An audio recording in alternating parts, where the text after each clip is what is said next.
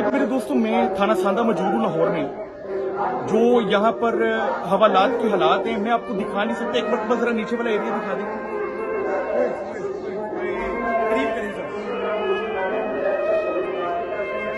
मुर्गियों के डरबे में भी इस कदर बदबू नहीं होती जहाँ पर हवालात हैं और यहाँ पर इंसानों को बांधा हुआ है। जरा मैं आपको दिखाता हूँ कि क्या क्या मामला है। बताइए जी, कब से पकड़ा हुआ है आपको? 6 दिन से पकड़ा हुआ है। कोर्ट में पेश किया है? नहीं नाम पर तो आपको कब से पकड़ा है? 2 दिन हो गए, कुछ भी निकला ना से। आपका क्या मामला है? मेरा सर, मैं मियाँ बीवी का झगड़ा था, मैं काम इसको करने दिया। मियाँ बीवी के फैमिली मैटर में आप उधर ले आए हैं? मैं खुद ही आया हूँ, दरखास्त लिखवाने मुझे बंद कर दी है। हाँ जी भाई। जनाब मैं लड़के के साथ बैठा हूँ, उन्होंने मुझे मिजाजी साथ पकड़ लिया। अल्लाह अकबर। आप जरा अंदाजा कर लें कि किस कदर बुरे हालात हैं।